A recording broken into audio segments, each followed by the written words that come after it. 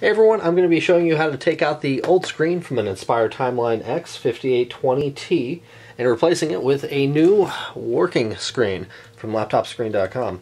So first and foremost, there aren't very many tools that you're going to need for this. I'll just say that. You're pretty much just going to need one of these, a nice small screwdriver.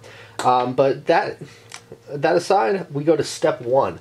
Now this is something you want to make sure you do, is make sure the laptop's battery is taken out first.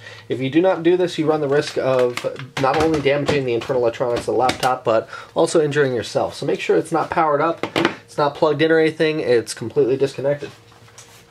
So once we get that taken care of, we have the battery separated, we're going to start taking out the old screen. Now, it's not too hard. There aren't too many parts holding it in. The main thing that you're going to be going is you're going to see a screw here and here, right in the bezel here. Now, in yours, it may be covered by a small sticker. It's going to be probably very hard to see. What you want to do is you want to try to peel that sticker off. A little screwdriver like this, you can kind of get under the grooves and then peel it off. You're not going to really damage anything if you just kind of get in there a little bit and take it off. They're going to be a bit stubborn, but once you do, you're going to find two regular screws in there.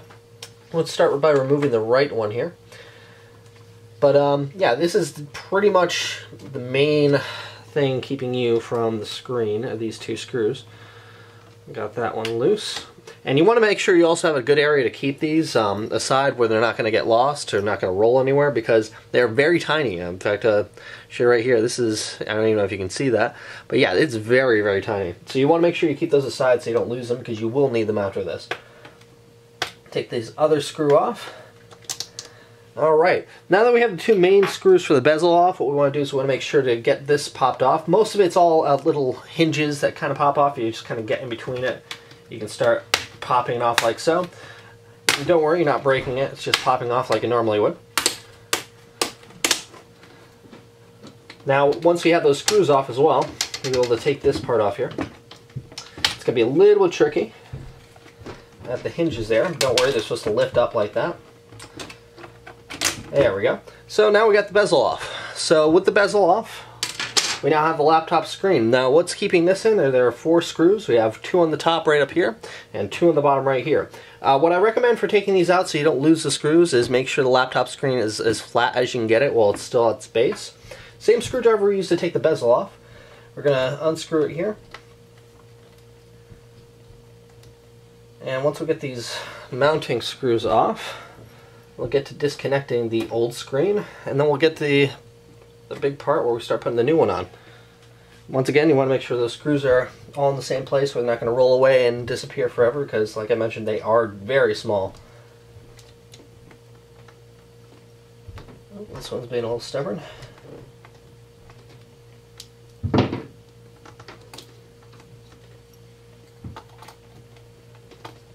There we go. It may take a few tries to get them off, but once you get them out, they come out easily enough.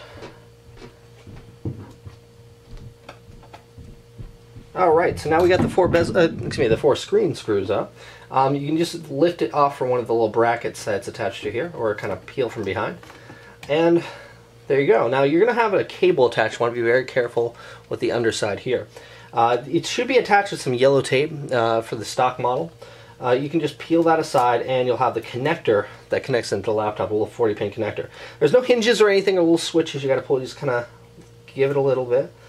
Make sure it's not taped on. It looks like there's a little extra tape on top you want to be careful of. Let's peel that off as well. And once that's it, connector's loose. You want to put that aside for now. We're going to need that in a moment. And then we just kind of take our old screen and hold it aside, because we have a new one to put in. Now, when you're looking for a new one, you want to make sure you have the same connector type when you're shopping for it. In this case, on laptopscreen.com, it mentioned a 40-pin connector. Can't really see it on the camera here. I'll try to bring it in, though. You have this little connector right here. It's a 40-pin. You can kind of tell if you look very closely that it does have 40 pins. So what you're going to want to do, starting off, is connect it to the new one. Make sure the screen's facing the right way. Make sure everything fits in with the screws, and get that connector in.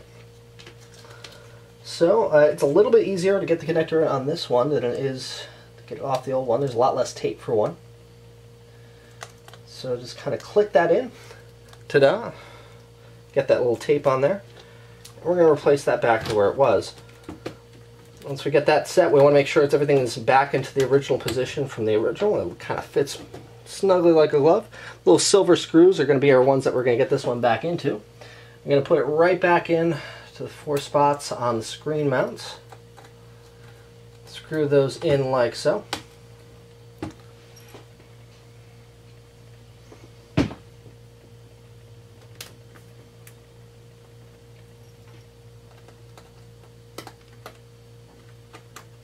And like many small screws, they are going to be a little bit of a pain going back in, but with a little patience and a little love, they'll get in.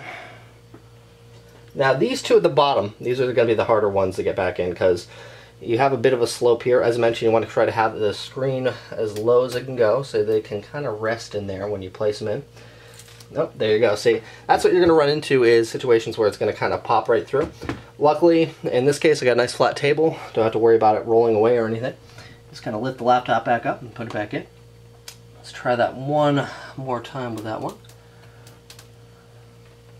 There we go. If you get a little clockwise twist as you're putting it in, it kind of gives it a little, gets its teeth in there so you don't have to worry about rolling in. And then we're down to the last one here. Get that right in there. Whoop. Like I said, these guys are tiny little buggers and they'll go everywhere. Okay, now that we've got the 4 screws in here up top, it's time to put the bezel back. So what we're going to do is we're going to place it back here. Make sure everything clicks up top. Give it a nice pressure there.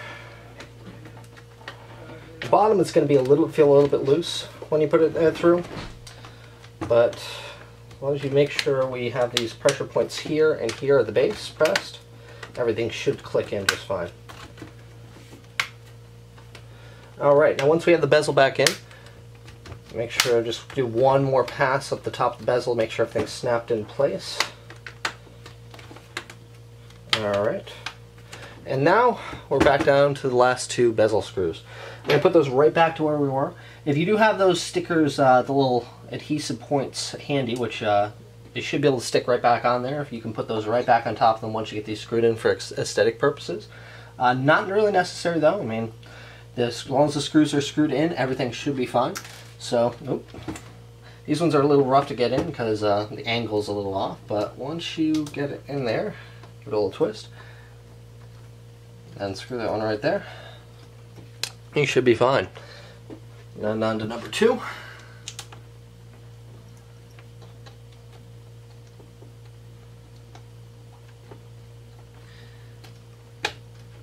Alright, so now that we have our bezel screws back in, we are ready to put the battery back in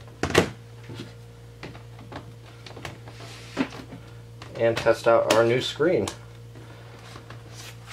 So, let's give it a shot.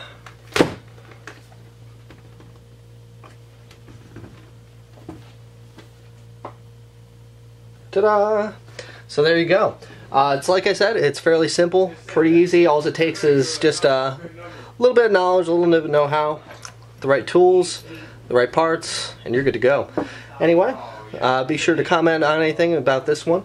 Like I said, this is super easy. I went to laptopscreen.com for this one. You can search up on Google or just type it into your web browser. They pretty much have a ton of models. Anyway, thanks for watching, and that'll be it.